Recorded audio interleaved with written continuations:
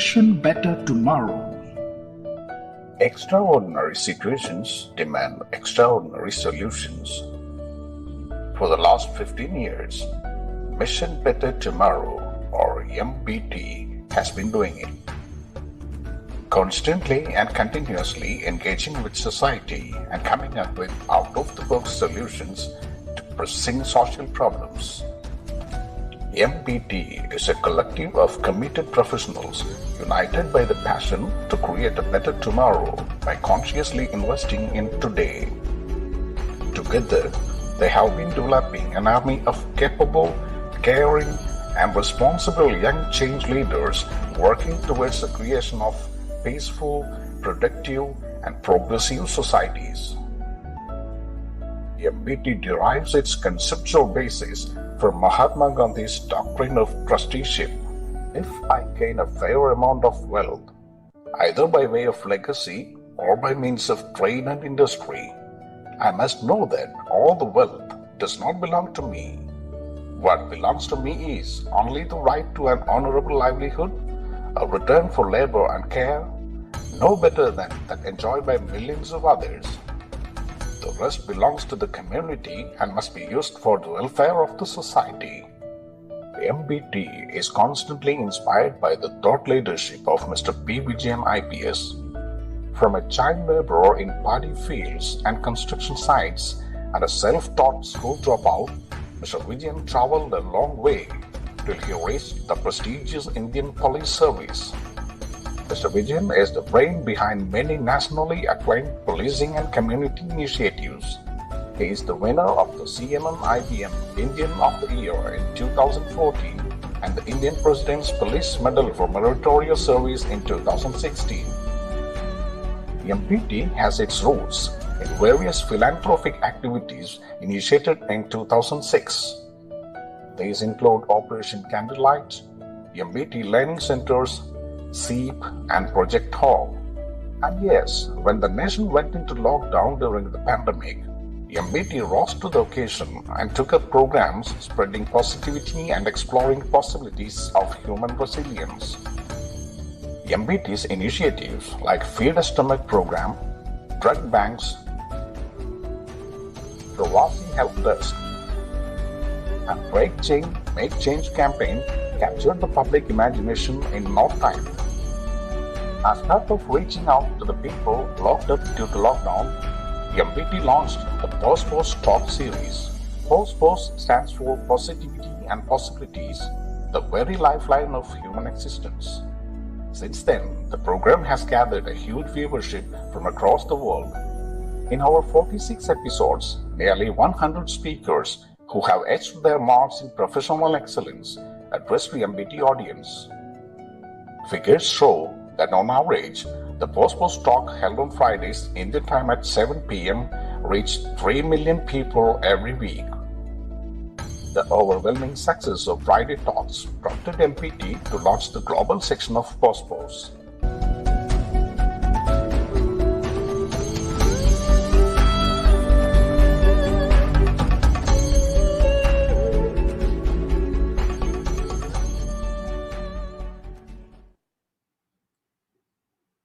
Namaskar and greetings to one and all.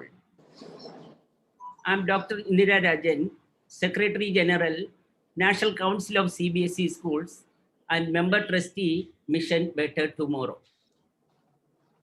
On behalf of MBT family, let me extend my greetings to one and all present here in Zoom and those who are joining us in social media channels like Facebook and YouTube in this global series. Post organized by Mission Better Tomorrow is about to launch another profound episode of Global Talk series. Through Post, we are trying to share a spark of hope and opportunity to reflect and be inspired through the life of these great luminaries who share their experiences in the series. We have had personalities of eminence who enlightened, educated, and inspired all of us in different ways. Today, we are hosting the 7th edition of the Global Series, where we have the presence of Professor Debashish Chatterjee, Director of IIM Calicut, on the theme Leadership and Wisdom in Uncertain Times.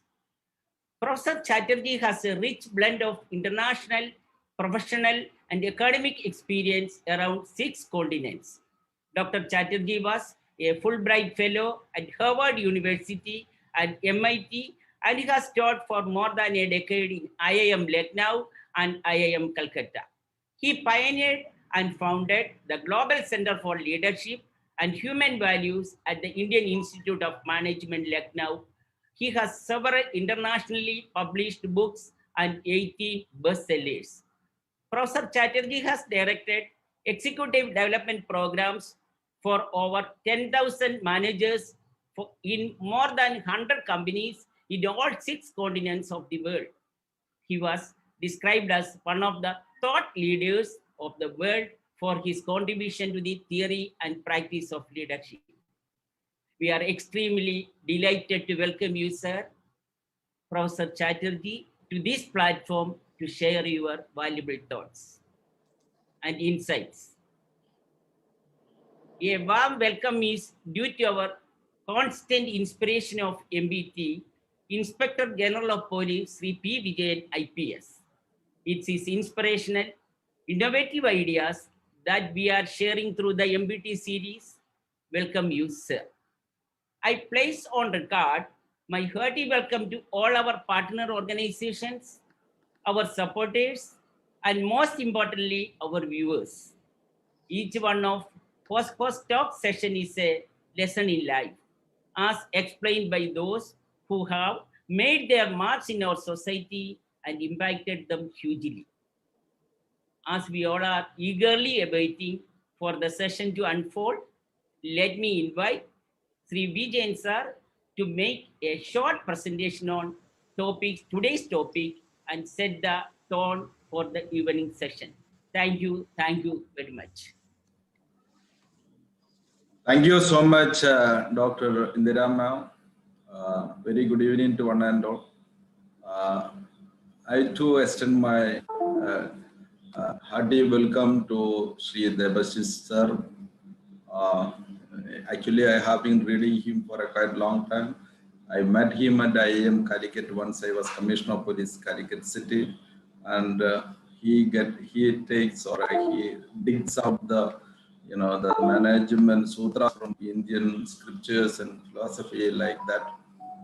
So I think he has been found to be a really great experience to many people and in a different way. I have a little problem with my camera, I think, but otherwise I think that I am audible. Actually, that is this particular topic. I think that it will be really finding very good benefits to many of us, especially to practice in our day-to-day life. There is, I think that in fact, very few times people seriously pay attention to a leader. They may be pretending to pay attention, but may not be paying that much serious attention to their leader. But very many times, boss voice is just another irritable noise to many people around him. But in crisis, people pay attention to their leader. Wise leaders are listened to more attentively and enthusiastically. That may be the reason that when we announced that, the very presence of Debashish ji into this our post program, there was a lot of takers, a lot of enthusiasm has been created. Leadership is a process of social influences which maximizes the efforts of others.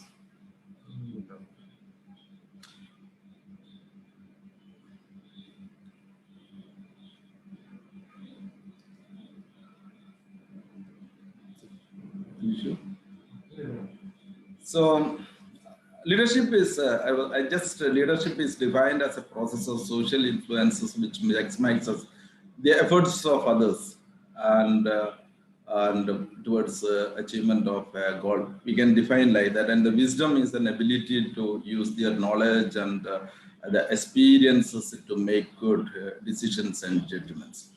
So we can say that the wisdom is very critical in leadership, especially in uncertain time. It is a prerequisite and a distinctive of leading differently.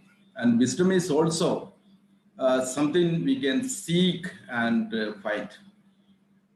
The true mettle of a leader has been really tested in uncertain and ambiguous times. Actually, how he could motivate his team and his stakeholders and differences, and to assess the difference between what he lived values and what he was preaching throughout his life. And ability to take tough people's decision, tough cash decision, and all going to decide the future of his own reputation and the very, very existence of his organizations. So the skill of empathy and the agility that the leader exhibit will determine the fate of his employees, especially during the uncertain times. And that is it is very, very essential that we must have empathetic and empathetic leadership during uncertain times, either at the government level or in the business firms or wherever it is. It's the time it demands for an empathetic leadership. Here the thing is that often that is how much a leader is willing to learn, unlearn, and relearn. It will decide his agility and his effectiveness in leading uncertain times. Let me narrate a story or a Zen story. Once a university professor visited a Zen master in early 20th century Japan. After receiving him, the master served a tea to the guest. He kept on pouring the tea, and actually there is no stop. Actually, there is that it was continuing, but after the tea cup was filled and it was overflowing. Surprised, the professor told the master politely, "Master, the cup is already full. It cannot hold any more tea." The master said that, "Similarly, you too are filled with ideas and your own opinions. How can I show you Zen if you do not empty your cup first?" This is the question, that if you are to lead in an uncertain time, whether it is an education leader or it is a business leader, it actually we have to empty ourselves with our old ideas and old strategies. We have to find out a suitable strategy for suitable to the new normal. These are the hard times have taught us to empty the lessons, and we have already learned and prepare ourselves to receive new ones. The key to success of human evolution is adapting to new stimuli. This is our time now. This requires a combination of tuning in and tuning out. Tuning in means facilitating to introspect ourselves, careful evaluation of ourselves and our reactions towards the uncertainty, and we have to meditate and connect to ourselves and put a serious reflection upon ourselves. Are we really prepared to take up the challenges of uncertainty, to take the leadership in uncertain time? And tuning out involves listening to and connect to other people and listening to others. That's very, very important. Listening to their words, their voices, their ideas and all. open to the criticism, and the leader has to make an earnest effort to alleviate the fear of the people around and connect with them throughout the period, because especially in the uncertain time, there is a lot of miscommunication possibilities are there, spreading around through various media, social medias and all other things. So how we'll connect with the people throughout the period, that's very, very important challenge for a leader. Help them to overcome their troubles, especially their health troubles, financial troubles, many other internal issues they may be facing. And we should ensure that we are not paralyzed by uncertainty. Finding some ability, we have to also, and a leader has to, if he has to reflect upon, if he tune internally and tuning out that in uncertain times, he will be able to find out some sort of a stability in chaos, and he will live. That is generally we used to talk that is we must learn to live with Corona. Here the thing is that we are to a leader in uncertain times has to live with ambiguity too, and he must be prepared to face accept the paradox of life during uncertainty. We must forget on this occasion that especially those who are actually the followers of post, that is the very essential thing a leader must have during the uncertain time is that a strong conviction in positivity and possibilities. We say that once you have enough possibilities, there will be possibilities too. And let us not forget that each one of us are a leader, and a leader takes charge of the situation. He takes the responsibility, and he takes the responsibility. He pays more attention to his duties rather than to his right. So let us rise. Let us also overcome this uncertain times too. And this time will also pass. Thank you so much. Thank you, sir. I am Anand Haridas. I am a member of the Mission Better Tomorrow. As Vijayan sir has rightly said, this is the perfect time for us to unlearn what we have learned and prepare ourselves for new lessons. And to guide us in this, we today have with us an exceptional mentor. Professor Debashish Chatterjee is synonymous with Indian Institute of Management, or IIM Kozhikode. I had the fortune of meeting him at his office some years back and was hugely impressed by the world that he has created over there. There is a legendary story about Professor Chatterjee. Well, one among many. This particular one is related to a session in management attended by the then Chief Minister, Umman Chandi, and his cabinet at IIM Kozhikode. In the middle of the session, mobile phone of the then Finance Minister, Mr. K.M. Mani, rang, and Professor Chatterjee promptly fined him 1,000 rupees for breach of rules. That is Professor Chatterjee for you. Let's watch a short film on Professor Chatterjee that our creative team has prepared.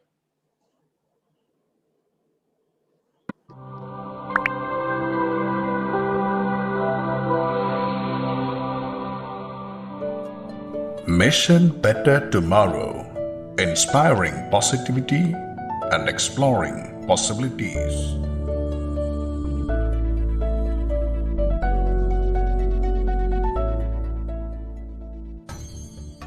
A hero's talent lies latent within the self. It sleeps within him as seeds of possibilities. When discovered and nurtured, the seeds grow and flower.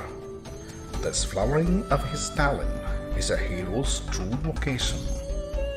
For more than 20 years, Debashish Chatterjee has been teaching.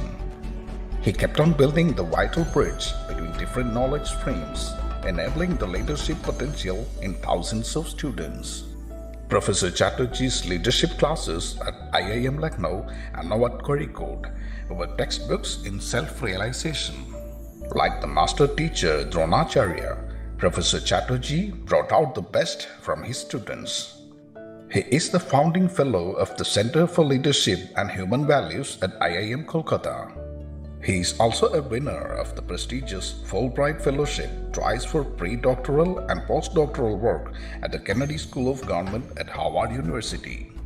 Professor Debashish Chatterjee is speaking on leadership and wisdom in uncertain times at the 7th episode of Post Global Talk series. He will speak on how to face the present crisis with positivity and possibilities inherent in every human being. It is our honor to host Professor Debashish Chatterjee in our show. Sir, with immense pleasure, we welcome you to the Post family. Welcome once again, sir. As it is clearly said, today's topic is leadership and wisdom in uncertain times, which is taken from your own new book. Let's start this conversation with your idea on how leadership models and employing of wisdom has attained a new meaning in today's uncertain times. Sir? All right, Dr. Indra Rajan and Mr. Haridas, thank you for a very generous introduction. I would like to begin by complimenting Mr. P. Vijayan, IPS, the convener of this entire event, and Mr. Anand Mani is the one who evangelized the cause and got me here. So this is an extraordinary movement, and I thought I should be part of it as just an ordinary citizen of this country and a very dear citizen of Kerala. And you would know that I love Kerala, otherwise I would not have invested 10 years of my life building an institution here.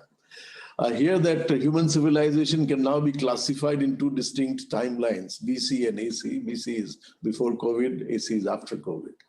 Now there is a lot of negativity in terms of shortening lifespans. We are trying to reduce the negativity all the time. You see in the news how many deaths, how many infections, how many recovered. And so you are actually counting from -10 to -1. So look at that. What you're saying is that there's lots of death, let's reduce the death, lots of infection, let's reduce the infection. That's legitimate as a practice. But in your mind, if that is what you're going to do, then you're going to take the wrong path. Is it not better to go from +1 to +10 rather than reduce -10 to -1? So if you have to go from +1 to +10, you have to start thinking what has gone wrong in our perception of who we are. Now, if you think of yourself as a body, this body-based thinking will essentially make you negative because the body is going nowhere else but the crematorium. That's where the body is going. It is going on a reduced efficiency, and by the time you become 70, if you survive 70, 80 years old, the body will reach a terminal point called death. The positive part of life is that we are not just bodies. Because we are not just bodies, we realize that our form called the body germinates and terminates and life goes on beyond this body. When a bird is alive, the bird is going to eat the ant. When the bird is dead, the ant is going to eat the bird. So life forms change. Life goes on. Forms change. And so life is about expansion of awareness. You can see, you realize that who you are goes way beyond your body consciousness, because when you have to become aware that as you expand your life, then you realize that you're part of something much bigger that you never thought of. Now think of this little innocuous virus called COVID, defined as COVID-19. Now think of what this virus is all about. In a school in UK, doctors are taught to think like a virus. Imagine. Why should they think like a virus? Because they will understand the virus is trying to do the same thing that we are trying to do as human beings. We are trying to expand ourselves. The virus is traveling continents, mutating to survive, evolving from one species to another complex species, from producing to caring. The quest of the virus is the same as the quest of the human being. We want to expand. We want to grow. We want to be part of something bigger than our individual bodies. And that is the quest of all life. And if you are integrated with life, happiness, positivity, possibility will be a natural way of living and being. Because happiness is not just about living in the body. Happiness is about moving from the small to the large. Now, if you look at the after COVID world, the likes of Elon Musk, who's one of the richest men in the world today, and he will rule the roost tomorrow. That's what people say. Elon Musk has already told us that human beings cannot survive without a multi-planet system. Sometimes his followers tell me that occupying space in Moon and Mars is the only way out. Now, I do not know how human beings can find happiness residing in Mars if the whole Earth was not good enough.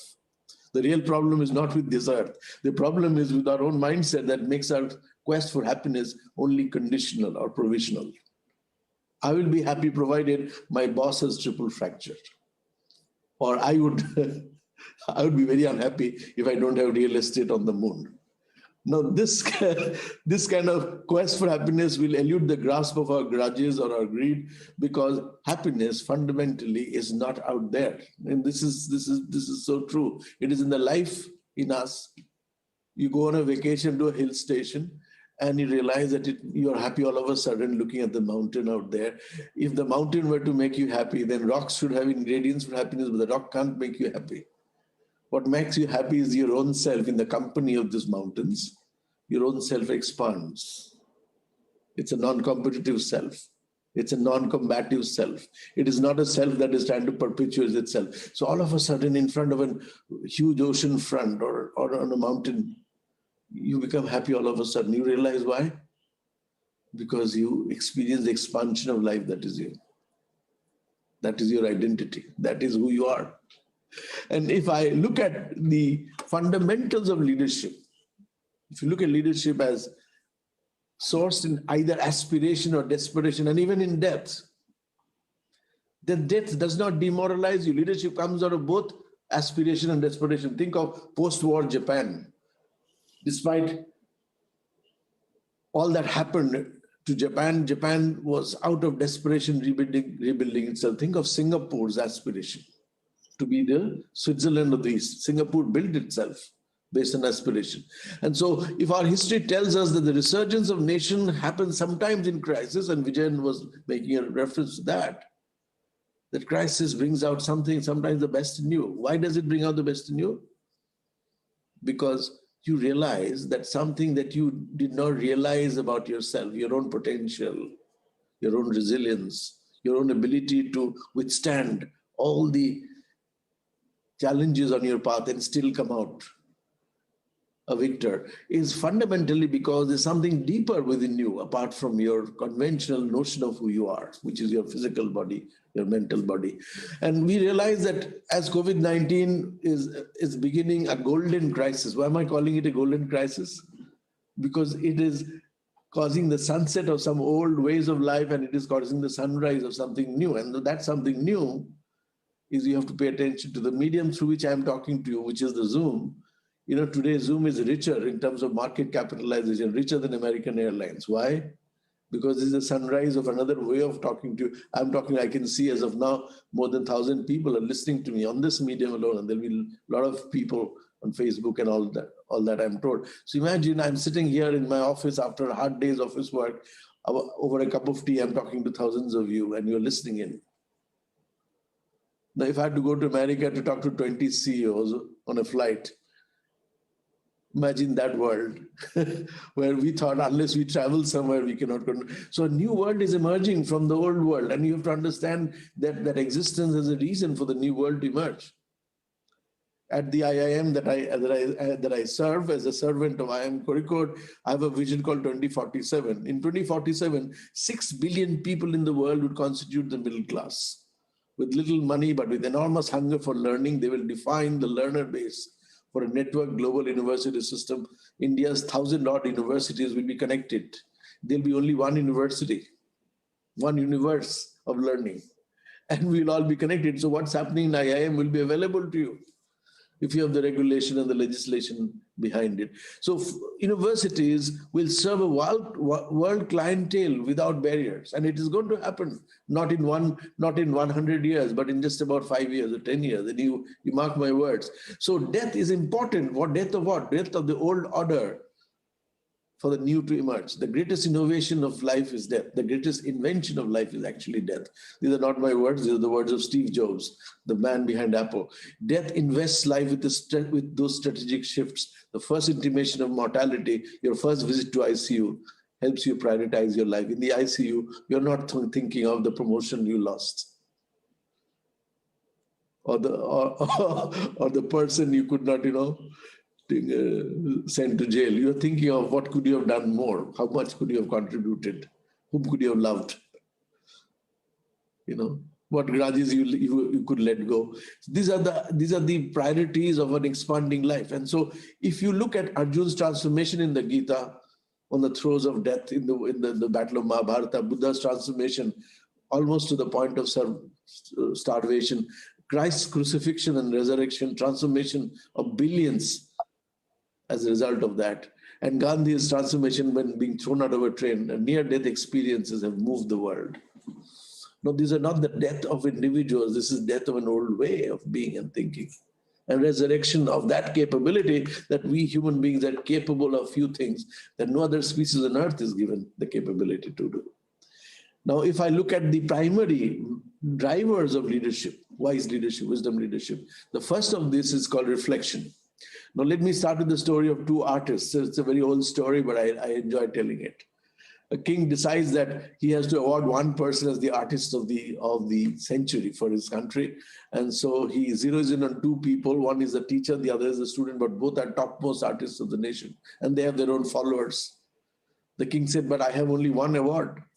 So how do I decide? So they are taken to a large hall divided in two parts by a curtain, and the teacher A is painting on one side of the wall, and the student B is painting on the other side. And the king says, after 7 days, the jury will come, compare these two paintings, and the best painter gets the award. So the student is painting, and he's a young fellow, he's got a lot of following. After 7 days, the king comes with the jury and looks at the painting of the student and says, oh my God, this is astounding. Nothing could be as good as this. And he says, and his followers say, the student's followers say that, sir, please give him the award immediately. Nothing can compare to this. The king says, no, it's fair. Only fair if I compare him with the other one. So the curtain comes down and looks at the teacher's painting. They're not supposed to look at each other, right, when they're painting. So they look at the teacher's painting. The teacher's painting is just as brilliant, except that it has more dimensions. So the king asks the teacher, tell me, how did you know what your student will paint? You painted the same thing on your wall, except that you have more dimensions than him. How did you know what he will paint? He says, I know that he's the best that I have. He's my student. So I didn't bother to paint myself. I just polished my side of the wall so that it starts to reflect. Whatever my student does, I will be able to reflect that beauty, that greatness. Reflection takes you to wisdom. Why? Because wisdom does not come from repeating the past, but by reflecting on it. You can read the Gita, Quran, Bible like a parrot. Nothing will come out of it. But if you reflect on what is being said, the reflection will give you the wisdom, not repetition. And most of us, unfortunately, start repeating the past. And by repeating the past, you don't get wisdom. You get robots, right? And so leadership and wisdom is about seeing what everybody else sees, yet thinking in a way that nobody else is thinking. And you rely on 4 faculties as a human being: your rationality, your emotional capability, your willpower, and your ingenuity. Only 4 elements constitute your capacity as a human being. So when you're out of sync, you face a crisis. These 4 capacities, when they're not in synchronicity, when they're not working together, think of Arjun, think of Alexander, think of Julius Caesar, think of King Lear, Macbeth, Hamlet, Gandhi. All of them have gone through crisis.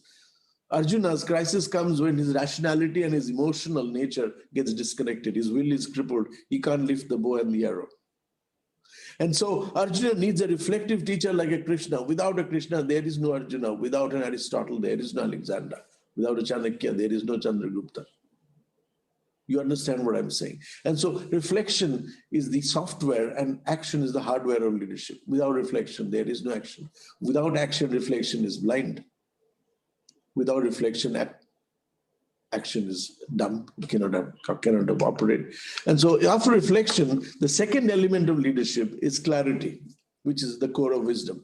Now, clarity comes from a meditative mind. Clarity is about reducing thoughts per minute. Let me give you a very functional definition of clarity. Number of thoughts that you have, too many thoughts. You have too many thoughts to be effective in life. So how do you reduce thoughts? You're going through a crowded bus stop in Ernakulam and you see a lot of people trying to get into a single bus. Your mind is cluttered. How can I get inside? Where is the space for me? But somehow you realize that you wait through the crowd and you get into the bus, get a seat as well. When looking from outside, you did not realize that there will be space. But when you went inside, You saw there was enough space to navigate. So the crowd was not that bad after all. What happens is clarity came when you had less thoughts, more thoughts. How do you reduce those thoughts? By just reflecting on the number of unnecessary thoughts you have in the course of the day. You are listening to me now. But while you're listening to me, you're thinking of a cauliflower. And from that cauliflower, you've gone to atom bomb. Then you've gone to Japan. From Japan, you're eating sushis. And from sushis, you remember there's a sister of some friend of yours called Sushi. And you're thinking of that sister. Now imagine your mind has gone from my talk to so many places. Unnecessary thoughts. So many thoughts makes you less effective as a listener of this talk. But if you're listening to me, then you will have no other thought except the words I'm speaking to you, right? And so complexity paralyzes an organization. In turbulent world, crucial leadership competence is to be able to simplify and clarify. Clarification comes from one very clear distinction between who you are and what your role in life is. Vijayan's role is police officer. But his self is not a police officer. His self is a human being. Rationality, emotional capability, willpower, and ingenuity. That is what Vijayan is, just like you and I are. But he performs a different role. So clarity comes from distinction, knowing how to differentiate self and the role. Now, you are the same man. You are in 5 different rooms in your home. You're in the living room, you're in the garage, you're in the kitchen, bedroom. Now, while you're in the kitchen, you don't behave as though you're in the garage, right? You have different roles in different rooms, but you are the same person. Once you know that once you have finished a role, you are no longer the holder of the role. You move into another role, you switch roles. So master becomes a servant at home. In front of my dog, my Labrador, I'm just an ordinary guy. He does not know who I am. He does not know my designation. So he behaves with me just as he behaves with anybody else, right? And so you have to understand how to switch these roles. Roles are like different glasses, sunglasses, reading glasses, driving glasses. You don't wear a sunglass and drive. You don't wear a sunglass and read. No? So the different glasses for different things. We must know what role to play and how. So who you really are versus what your professional role is. Who you really are those 4 elements: rationality, emotional capability, willpower, ingenuity. What your roles are what you do, right? So you can lead from the front through your designation. I'm the director, so I'm designated to lead. But I can lead sideways through influence. I can lead from behind through service. I can serve people and then still lead them because they'll depend on me for my service, right? And so clarity is this continuous process of knowing where you are, where do you fit in a role process. Sometimes you have to be a servant. Sometimes you have to be a designated leader. Sometimes you have to be an influencer. These are different hats you wear. Right? So if Anand is wearing a jacket and he says, I'm wearing a jacket, I said, well, I'll remove that jacket and cut it into a small piece and make it into a handkerchief. So your jacket will not be a jacket anymore, it will be a handkerchief. But if I use a handkerchief to mop my table, it will be a mop. So it will neither be a jacket nor a handkerchief. So different role that cotton is playing. So you have to understand he's wearing cotton or silk or terrycotton, whatever the material is. And it can play multiple roles. So once you know that, your life will be a lot more easy because then you are going to function at different dimensions of leadership, right? Sometimes you're a master, sometimes you're a servant, sometimes you're the boss, sometimes you're the subordinate, sometimes you're a father, sometimes you're a son, right? And so these are very important. Clarity is a continuous process, and the discipline of mindfulness or meditation, doing one thing at a time where occupation is not crowded by your preoccupation, will give you clarity. This is called the Arjuna process. You know, I have this book called Karma Sutra that will tell you that if you want clarity, you must learn to do one thing for sufficient length of time. You know, if you know Charles Darwin and Charles Dickens together did not spend more than 4 or 5 hours per day doing what they did, but they produced world-class work. Why? Why did they produce the world class? Because they had the ability to be clear as to what they were supposed to do, and they were doing just that. You don't have to work 24 hours to be able to produce extraordinary results. You have to work 4 hours or 3 hours without breaking your attention concentration. And see, this is the point of clarity. And finally, or semi-finally, I'm going to talk about another dimension that will be very critical. Then I'll open it up for questions. Flexpertise. Now, we realize that the world is getting more complex, and authority, positions, expertise alone is not enough. So what you know today is that you're leading from the top is now shifting to leading from the laptop, literally. And so hierarchies of leadership are breaking down very quickly. You need flexpertise, which is flexible application of expertise. I'll give you an example from a teacher in Kerala who's teaching a student, and the student can't remember the colors of the national flag. Teacher is supposed to tell you what colors they are.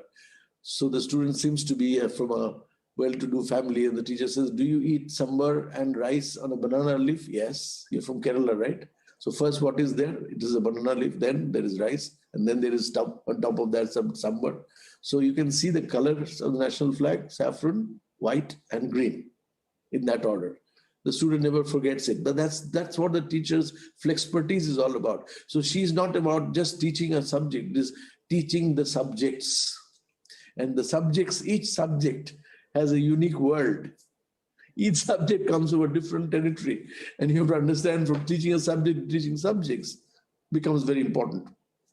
And in IIM, we started the MBA in liberal education that gives you perspectives to solve unstructured, open-ended problems much better than engineering graduates are capable of. You look at Andhra Pradesh, the chief minister says, I want 3 capitals. This is flexpertise.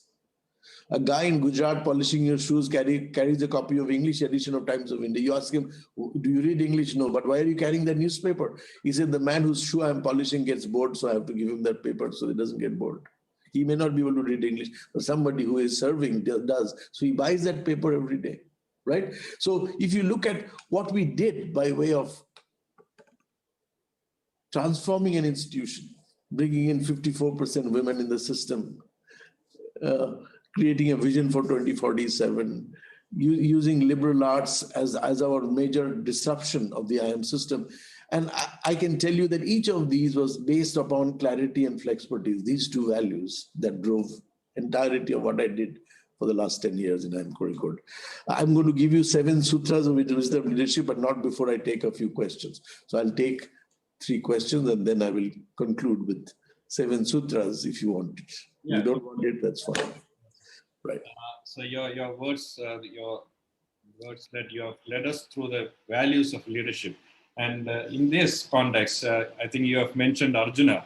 So I would like to quote from your own book, Invincible Arjuna, where you say the hero learns to adapt to uncertain situations. Uncertainty makes him vulnerable.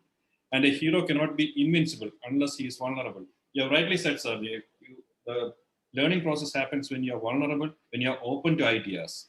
So with that note, we can take a question as you have suggested. The first question is from Arpit Sharma. He is from New Delhi. He is the head of assessments and accreditation, Skill Council for Green Jobs, which is under the Union Ministry for Skill Development and Entrepreneurship. More importantly, he is your student, sir. He is part of the current batch of Advanced Strategic Management. Arpitji, are you online? Wonderful. I'm absolutely there. Sir, Please first of all, I would address you as my dear professor. And dear professor, I'm Arpit Sharma. I'm a student of IIM Kozhikode batch for the Advanced Strategic Management Program of 2020-21. First of all, I would like to thank you for all your support throughout our program. Your knowledge and leadership has provided me and my other team members also with a priceless model for my career. Thank you. Now, my question, sir, to you is, first of all, sir, it would be my privilege to meet you in person, but I would like to throw a question to you.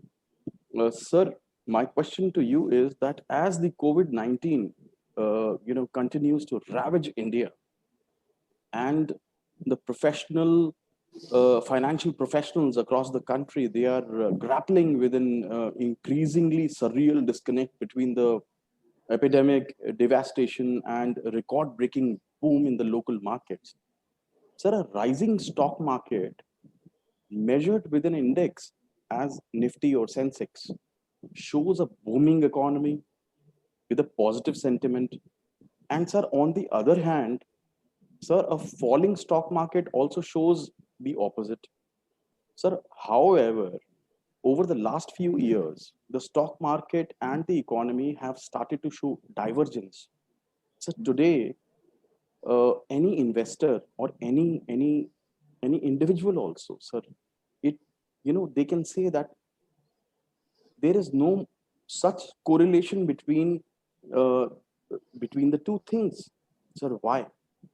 Well, you have to understand, Arpit, is that the real economy and the financial models, these are two different realities.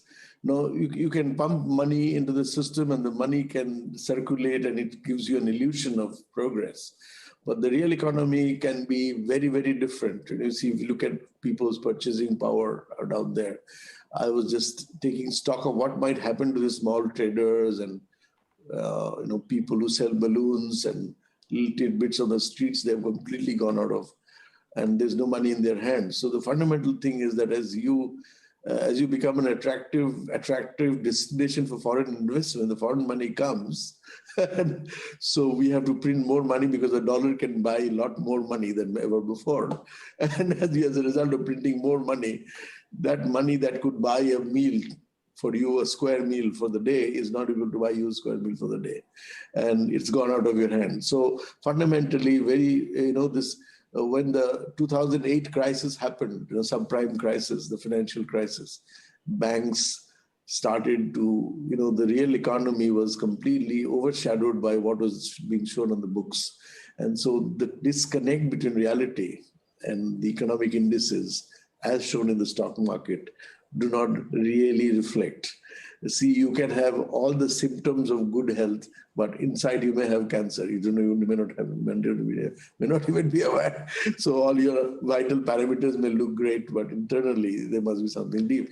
So I think the ability to transfer money to the hands of those underprivileged people who have no means of survival is very, very critical. Today I just took a decision that this money that is required for my 500 odd contractual staff, to buy a vaccine, we are going to completely pay for it ourselves.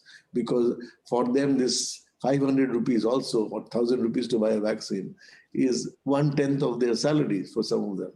And so it's not easy for them to invest that kind of money. So if you understand this divergence is because we are not able to see the reality of how people live and survive. So economics sometimes bypasses reality, and that's the story. I don't want to go deeper into it. I serve a public institution. Therefore, I have told you what is possible with the limits of what I'm allowed to say. All right.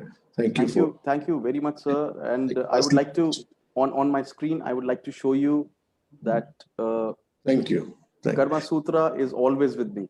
Great, Arpit, appreciate that. Let's take the next question. Thank you. Kind of you. Yeah. Thank you. The next question is from MS Shruti. She's a graduate student of journalism and mass communication at ഐ.ഐ.എ College of Science and Technology, Trivandrum. And she's also a volunteer of the National Service Scheme. She has a question on leadership, I believe. Shruti, are you online? I'm here. Please go ahead with your question, Shruti. Yeah, it's a privilege being in this meeting, actually, to meet such a wonderful personality out here. I feel myself to be so honored as well. So my question is very simple. Actually, I don't know to speak much about the economy or the business as such. So what I have got is that, sir, being a leader, my question is, you yourself, I consider yourself as a leader.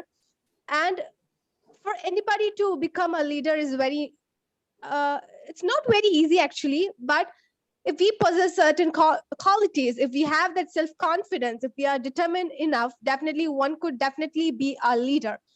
And being a leader means that we could motivate others, inspire others, and all. But motivating others is something at the easy side, right? Or something which everybody could do. I think motivating others is something really easy. But how do you keep the piece of motivation? Or how do you self-motivate yourself? And how do you think that the tough times does not affect your mental health as a leader? That's my question. Good question. See, you can't motivate anyone, including yourself. You can only motivate monkeys, and motor cars. But human beings can't be. It's just like saying that, let me motivate you by giving you more money. You would be happy to get that money, and it will excite you for some time. And then once you're used to the money, that money will not motivate you any longer. You know, if you like Alfonso mangoes, Shruti, which I do, if you give me 1 or 2 mangoes, I enjoy it. It motivates me to eat more mangoes. But if you give me 10 in a row, my charm of Alfonso mangoes will go forever. So I'll not be able to be able to sustain this. You need to use another word, and that word is called inspiration. Right? Inspiration has the same root as the word spirit. Like spirit is what is inside you. So what is inside you does not need an external motivation, unfortunately. Or fortunately, what is inside you is already motivated, is already inspired. But the point is you don't discover that. What inspires you is a function of your discovering it. It's not a function of somebody giving it to you. It is already there in you. You know, if you ask how many sit-ups can Ronaldo do on a Sunday, he can do 3,000 without a break. You and I will not be able to do even 2 or 3. Why? Because there's something inside Ronaldo that brings him close to football. There's something inside him. And what is that inside him? The 4 elements I talked to you about. Rationality, emotional capability, willpower, ingenuity. 4 things. So your high jumper who jumps 7 feet 6 inches in an Olympic field, you ask him, so how can you jump so high? I can't jump even 6 inches. He'll tell you, first my heart goes over the bar. Then the rest of the body is willing to go there. And then my ingenuity takes my legs over the bar. And so everything, my will, my rationality, my emotion, everything is back together. My head and heart and hands are working together. Once that happens, then you see you're automatically inspired. You don't need any external motivation. Somebody who likes to play on the... play a game on the video game on his smartphone, you don't have to motivate him. He's already there. He's going to go on and on and on. Why? Because there's something in him that gets evoked by it. So that internal dynamics of what gets evoked is very important for us. So you have to watch yourself, Shruti. What is it that I do for hours without getting bored or tired? Once you discover that, then you will know what is the source of your inspiration.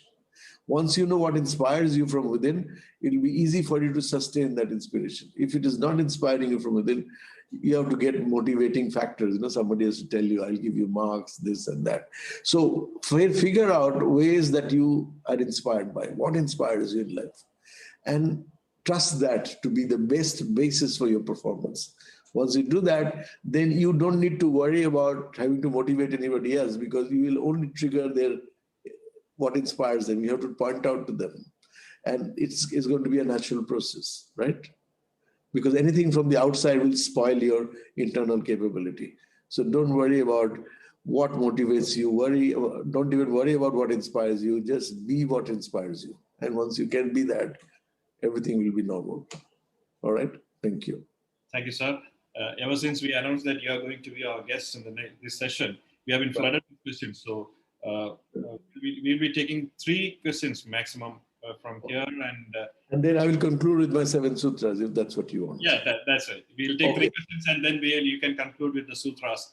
Okay, give me the next question, please. Yeah, the next question is from Mr. Jitesh Gopal. Jitesh Gopal is the head of investment, Sico Bank, Bahrain. Are you online? Mm-hmm. Yes, I'm online. Good afternoon, sir. Good afternoon. Go ahead. I'm having some tea, Jitish. I need a cup of tea. Go ahead, Jitish. I can't hear you. You've lost you. Go ahead. Sure. Yeah. You started the speech, talking about BC and AC before COVID and after COVID. So I just wanted to get your thoughts on how you think the leadership will evolve, after the COVID, because earlier, most of the businesses or leaders had, unidimensional problems or issues, sometimes economic, business, or legal, whereas going forward, now they are faced with multiple problems, including, their own health. Okay, we have lost you a little bit for the last. Health. So in such a world, okay, the business models are also evolving. So it becomes a complex issue. So just wanted to get your thoughts on that. Yeah, it is a good question. Let me tell you things that are going to change dramatically would be technology will be the centerpiece of strategic decision making. So you have to understand how technology played a peripheral role so far. But now technology will play a very critical role in many services, financial services, in education services. The biggest growth is in the edutech industry. You can see why edutech is becoming, because technology is enabling me to do a lot of things at a much cheaper cost for much faster than what I did before. Having said that, technology alone is not going to be enough, because in the 4.0 world, what you need is deeper insight. So you'll see a rise of creatives in creative people in all professions. So people who are used to mechanically doing things, analyzing or whatever it is that you're doing, are going to be less in demand, because a computer, a fast-speed computer, will do the job of all the mechanical stuff that you do, right? If you tell Alexa, Alexa, play this song, Alexa is going to play this song. If you say, Alexa, bring me this, Alexa will bring you a report. If that is what you're going to do with your brain, bring the brain. And then it stands to reason that those jobs will be outsourced to a high-speed computing. So those jobs that a computer cannot do fully, those jobs that a computer cannot fully accomplish, will be the province of the human brain. And see, if you look at the human brain, the model of the human brain, now the neocortical brain, the front part of the brain, is where you do most of your processing work for taking decisions. Now, high-speed computer can do a lot of mechanical processing. That's something that can be broken into cause-effect relationship. Will be done by microprocessors, high-speed computing devices. But those things that requires creativity, ingenuity, a different way of thinking, that which a computer cannot do very quickly, we'll have to do that. So the business models will now shape towards mechanizing all that can be mechanized, computerizing all that can be computerized, and leaving those elements which are like service, for instance, high quality service. The computer cannot deliver. Japan tried with some robots in the hotel industry, but the robots were delivering, who wants to meet a robot in the reception of a hotel? So things like that requires human interface will be very critical factor. So you realize fundamentally our jobs will change towards human capabilities, conceptual capabilities, creative capabilities. Those professionals who have these elements in them, or those schools and colleges that teach them, will become very, very prominent going forward. So the short answer to a very complex question that you asked is, what are the profound changes that are going to happen in business? Leadership will be distributed very thoroughly. You will have high quality teams that will be taking decisions at the speed of light, literally. So information flow will happen virtually across. So today I was with 3 Europeans, 1 American, 1 Indian, in a global accreditation process. And we came from several cities. But what the computer could not do is to take a decision. So as human beings, we had to take those decisions. And to be able to take those decisions to the technology platform, giving you the information. So the world of information will become much more mechanized. But the world of wisdom, the world of insight, the world of possibility, you have to imagine another world that does not exist, that a computer cannot do. A computer cannot feel bad about a fellow computer who has died. A computer cannot think of a next generation of computer and feel sad about it. That a human being can do. So you have to understand your emotions will have to be very clearly cultivated. You have to understand your emotions much better. You have to understand your willpower much better. You have to understand what will can do and what will cannot do. You have to understand what ingenuity is all about, creativity is all about. So the ability to know yourself, number one virtue for a manager in the coming days will be self-awareness. That will be the number one skill. The more you become aware of yourself, the more you will know what will work beyond the machine world, right? So please understand this. And what else? Is that the end of the questions? No, sir. There's the next question is from Yunus Ahmed. He's a general manager, Crane Worldwide Logistics, Doha, Qatar. Okay. Yunus ji, are you online?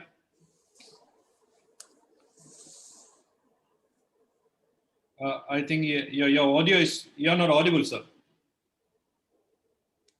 The question from Bahrain, you look at this book called Karma Sutras, you will get answers to many of the questions in industry. This also reflects on the changing world. Yes, sir.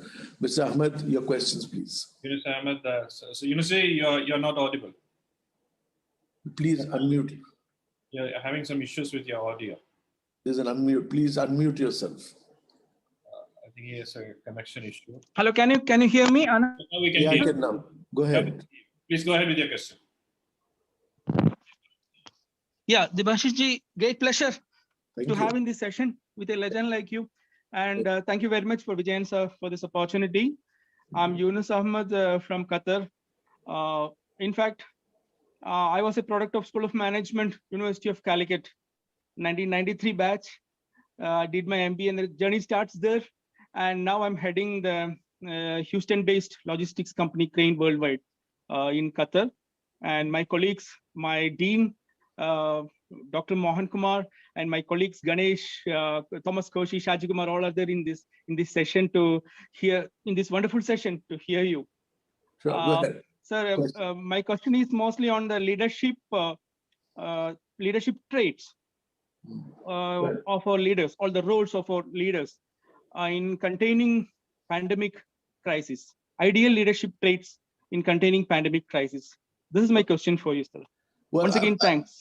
Thank you so much. See, this whole theory of traits of leadership evolved for a long time. It's not about traits anymore. It's about being prepared.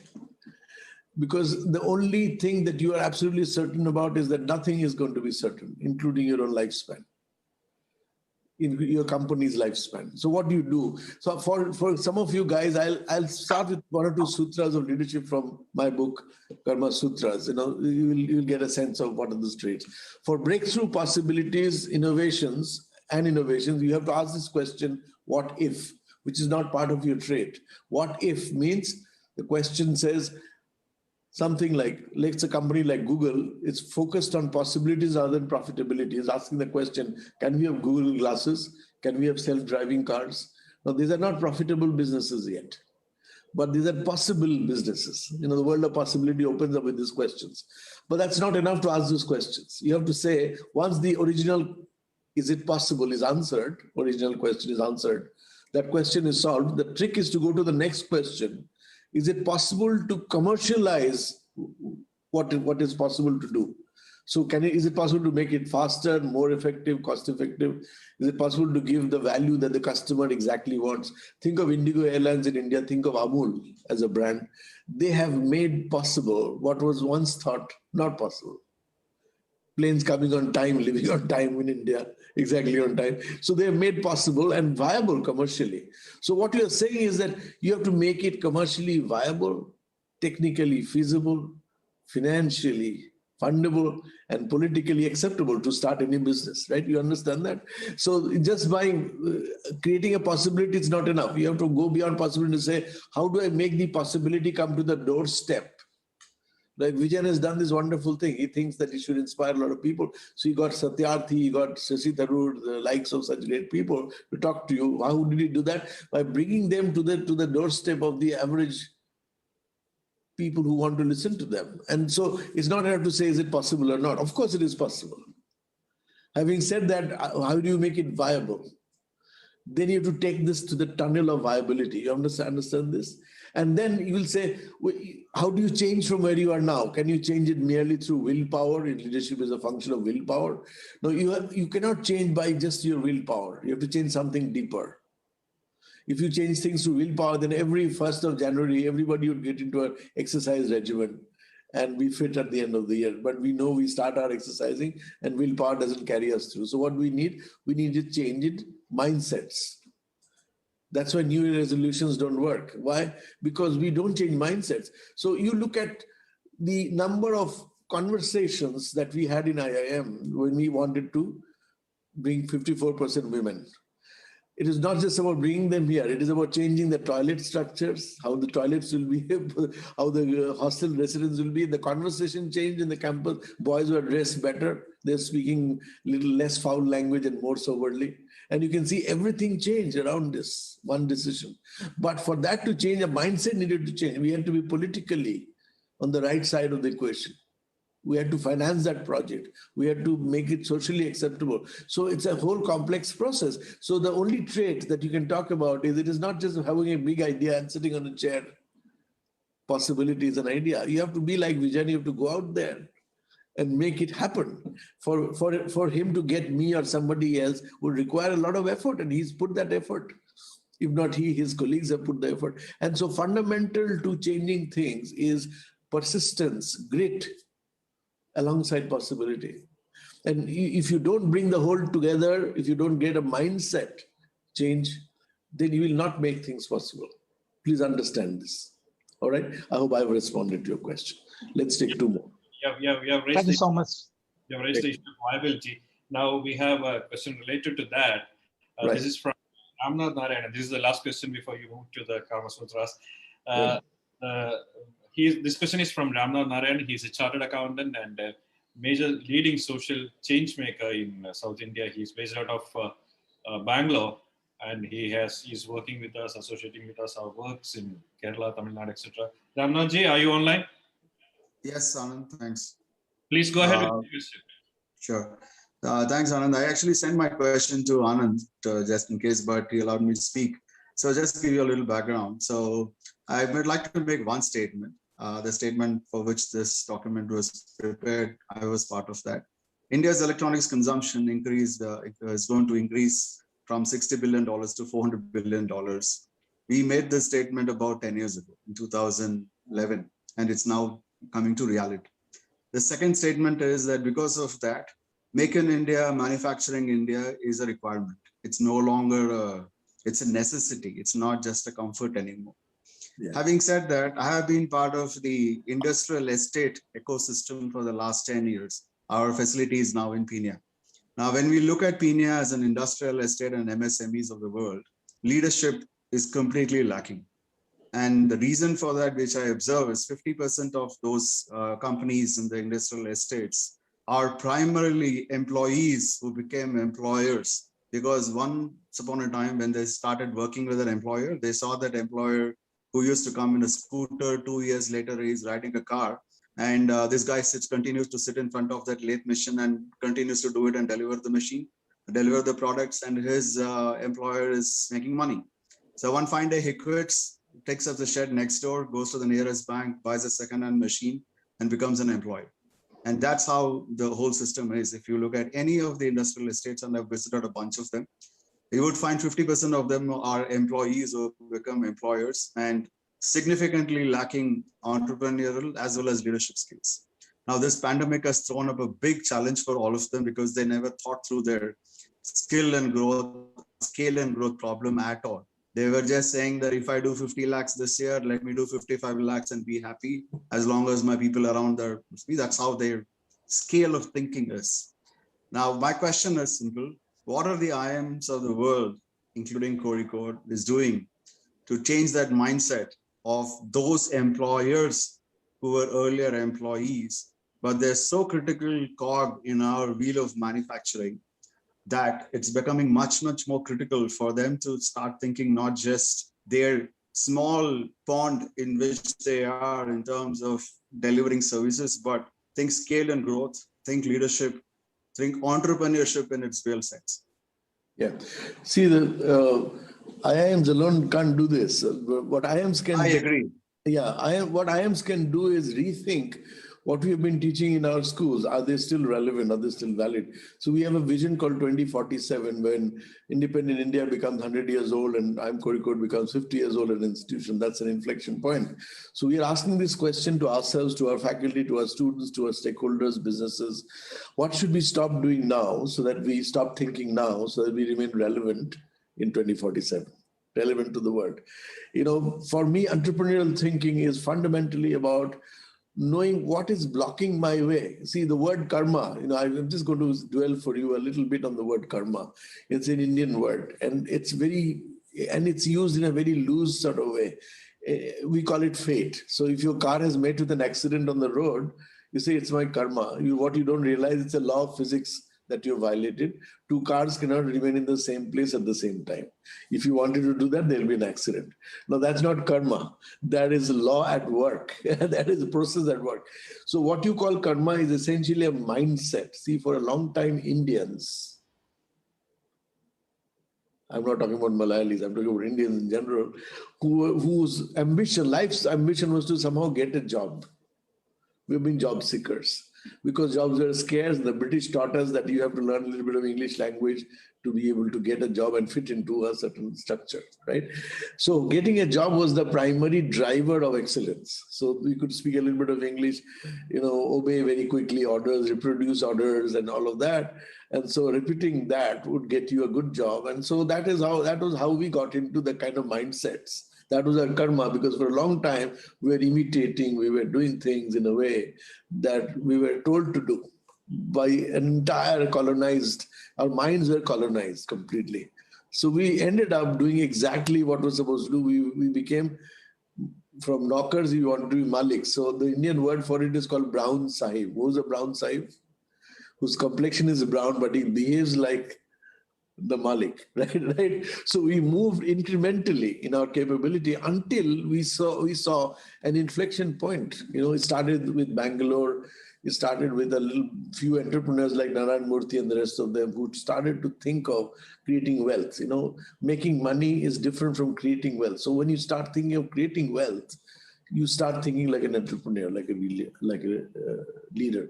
In IIM, what we do is we say that IIM is about the romance of wealth creation. It is not about getting a job.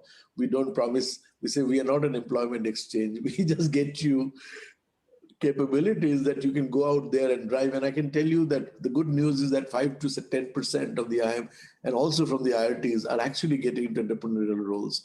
In IIM, we have a center called Live, headed by one of my colleagues called Dr. Purani, who actually incubated 20 small businesses in Kerala. They don't think like they will have to be. So when an entrepreneurial thought enters your system, you want to create wealth. And if money comes, it is good. If it doesn't come, you still want to create wealth. You see? And I think I tend to feel that I have been an entrepreneur in the education space because I have never allowed the IIM tag to sit on me. I said, what the IIMs have not been able to do in the last 50 years, we should be able to do the next 50. So I said, how am I going to how am I going to disrupt the IIM system? That's been my number one goal, disrupting the system. Disrupting doesn't mean that I am destroying the system. Disrupting means how am I going to recreate the system in a way that it serves the new India.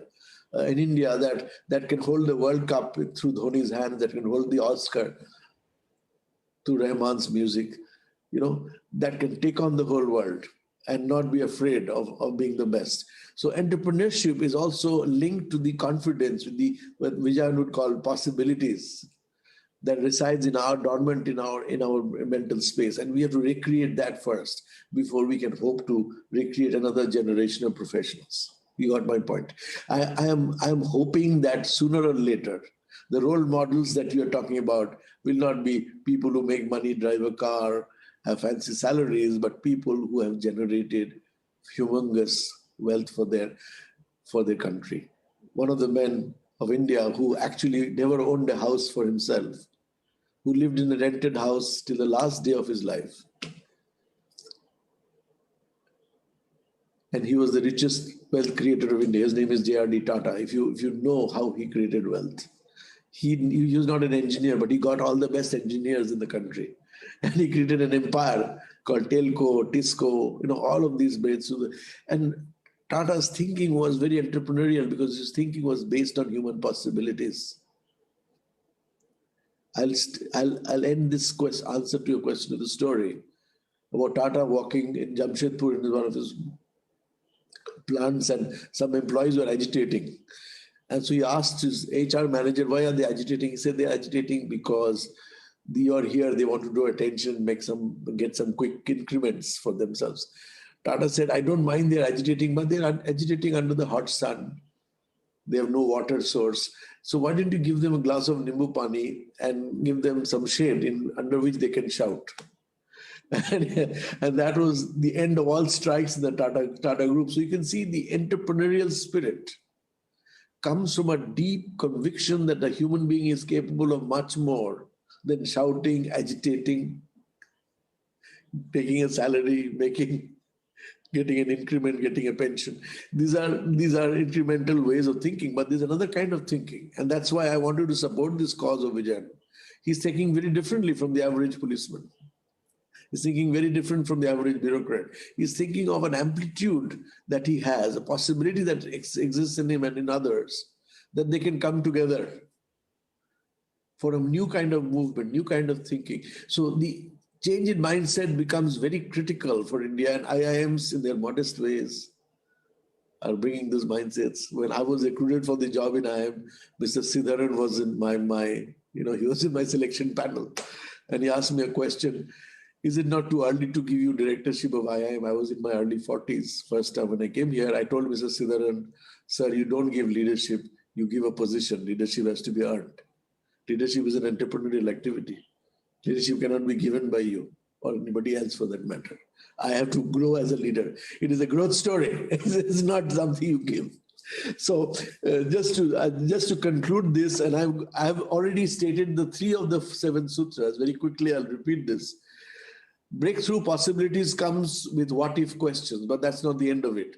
After what if, is it possible? If you get the answer in the affirmative, then you say, is it possible then to create value according to people who are seeking the value, not according to you? The third thing is you can never change things by your willpower alone. You have to change the mindsets. The 4th sutra is shift from command and control to climate control. You have to stop becoming a thermometer and become a thermostat. What is the difference? Thermometer is constantly reacting to the temperature. You know the story that we just heard. I'm seeing my Malik come in a car and I want to have a car. So this is a reactive brain. But if you're a thermostat, you command the entire place. See, that's how entrepreneurs think. They think how they can change. They can alter their current situation. 4 is shift from command and control to climate control. And 5 is evolve your own growth team. You are alone cannot do it. Vijayan had to have another person who had to call me to agree to do the talk. And so you can see there is Haridas, there is the gentleman who called me, who will meet very, very shortly. And so you have to shift from solo player to your growth team. So find out 5 people with whom you want to grow. Jack Welch, he was a CEO of General Electric. He had 5 people at least with whom he would always talk, including data entry operators. He said, I'll teach you leadership, you teach me data entry. He would go down to that level. Atul Gawande, one of the best known surgeons of the world from Harvard Medical School, he says, I have a mentor who is in his 70s and he watches me do a surgery. And one day after watching me, he says, if you lifted your arm 3 inches or 2 inches less, your surgery would be 80% more effective. So he gets feedback from people, even while he's the best. You see, evolve your growth team. Have 5 people that you think will help you grow and you can grow with them. Give them something, let them give you something. Number 6, reflect on your own thoughts and emotions in the course of a day. Before you go to bed, look at the entire day in the reverse video mode for 5 minutes. By the time you got up until you went to bed, look at the entire day on the reverse video mode. You realize that there's a recording system within you. There's a black box within you. That's your awareness. That will tell you what are the things you should have done, you have not done, what thoughts you had but did not follow up, what you said you should not have said, what you did not say you should have. See, this self-reflection, I know at least 2 people, Mother Teresa, Deepak Chopra, Tendulkar, who used to do this exercise. And I can tell you this is one of the most powerful exercises that you can do. So go behind your day. And in 5 minutes time, you'll get a sense of a lot of things that you can improve upon. Last but not the least, leaders are harvesters of hope and traders in trust.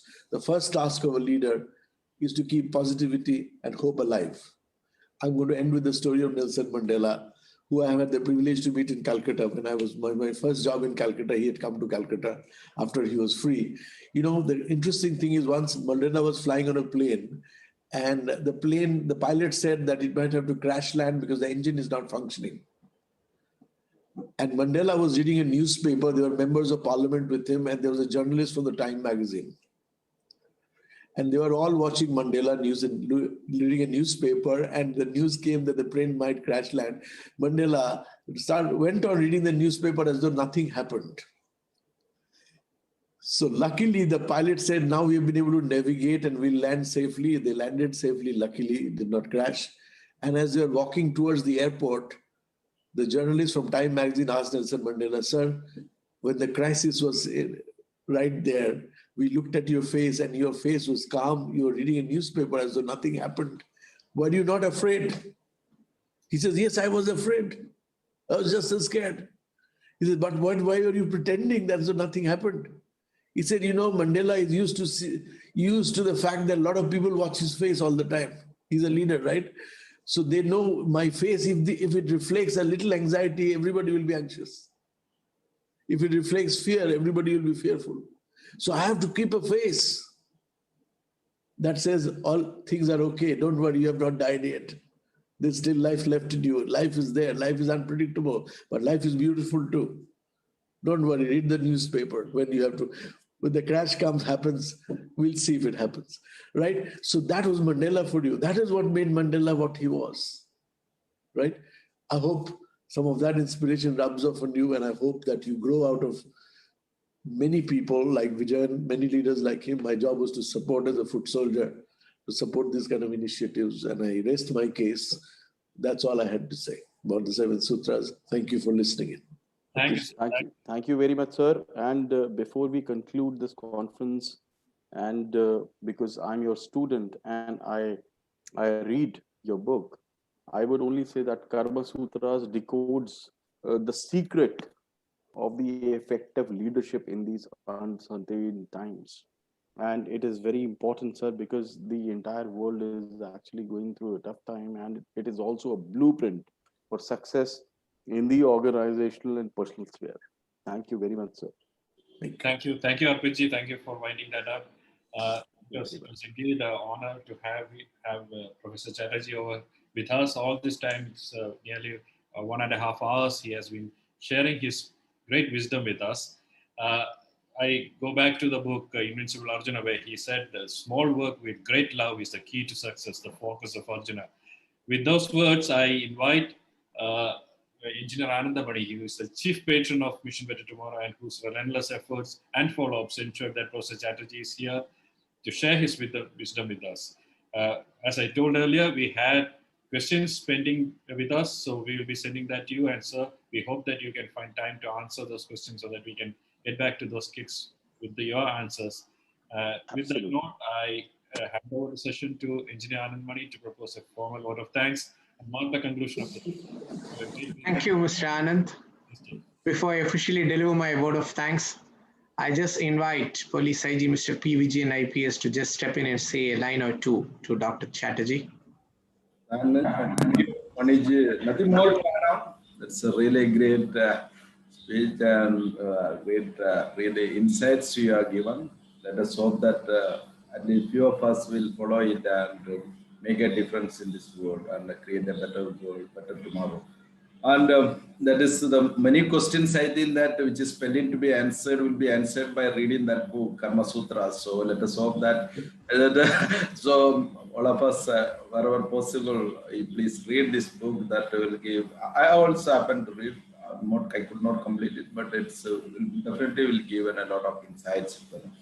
What he said is absolutely right, that, that to the answer to the Jidesh that, many things, we can create artificial intelligence. AI can be created, not the artificial consciousness, that's the artificial AC. So I think that this type of books of which he has prescribed and all will be able to create that is enhance our consciousness and to enable us to deal with the new scenarios. Thank you so much, the Vishish sir. I hope that we'll meet very soon. Thank you so much. Thank you. Respected Police IG, Sri P. Vijayan IPS, Honorable Speaker, Dr. Debashis Chatterjee, valuable participants in India and across the globe, and my own team in Mission Better Tomorrow. I am here with the highest regard for you, sir, Dr. Chatterjee, and along with that comes a great responsibility on me to thank you by delivering the vote of thanks, and it's extremely gratifying to do so. Sir, we at Mission Better Tomorrow have always looked up to you, your life and journey, and you have always been an inspiration to us. And it is significant to mention that this has been an interesting, extraordinary session for Post Talk series. The positivity you radiated, the interest and energy you created is simply superb, and it was also evident in the questions that was posed to you after your interaction. Your foresight, leadership, and determination has propelled Indian Institute of Management Kozhikode to attain many milestones. But most importantly, here I wish to say your inspiring ideas, expressions, and nuggets of wisdom had the power to impact the lives of thousands of attendees who are attending this program from various sections of the society, be it about their hopes, dreams, or ambitions. And I am sure each one of the audience will always remember you with love and respect. Dear attendees, a lot of nuggets of wisdom was shared to us by Dr. Chatterjee. Just recalling a few, life goes on, forms changes. So let us learn to live in the surroundings by being adaptive. Depth of the old order is important. So let us see the truth of each and every situation, making practical adjustments by seeing things in a new light. And thus, let us all achieve greatest success by the crux of the stock, leadership and wisdom in uncertain times. He also mentioned about reflection and clarity. Reflection will give you wisdom, but not repetition. Sir, your words have seemingly assured the entire audience, and in fact, that was the same genesis with which Post Talk series was initiated by Sri P. Vijayan IPS, so as to manage the group of audience through this troubled times. This occasion has been something special for Mission Better Tomorrow, and I'm extremely happy to note that the quality and standards of Post Talk series has gone up high by a session, and we keep on improving session by session by keeping up the momentum. Mission Better Tomorrow is truly blessed by a gracious present, and we had an amazing time with a lot of takeaways, and it means a lot to all of us, sir. While we thank you personally for this most generous talk, it would also be best to say a word of thanks to Mr. Sojan too, specifically for coordinating the entire sequence of events on your behalf in the lead up to this session. Mr. Sojan, it has always been a pleasure to associate with you, and I thank you very much for the support you extended and for the commendable contribution you made in bringing this to a grand success. My sincere thanks to you. While I speak on behalf of everybody representing Mission Better Tomorrow, I wish to congratulate and express my grateful thanks and heartfelt gratitude to the entire team in Mission Better Tomorrow. In conclusion, Dr. Debashish, I, on behalf of each one of us at Mission Better Tomorrow and on behalf of the entire audience viewing this program across the world, express our profuse thanks to you for accepting our invitation and addressing us, and a huge big thank you to each one of audience for this valuable presence and staying throughout in good numbers till the end. With these words, I conclude my vote of thanks. Stay safe, take care, stay healthy. Please rise for the national anthem.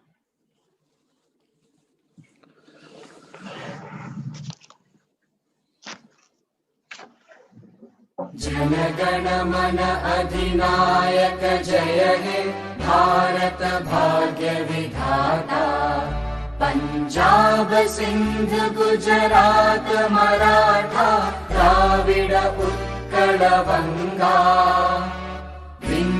Himachal Yamuna Ganga उच्चल जलधि तरंगा तव शुभ नामे जागे तव शुभ आशीष मांगे गाहे तव जय गाथा जन गण मंगलदायक जय हे भारत भाग्य विधाता जय हे जय हे जय हे जय जय जय जय हे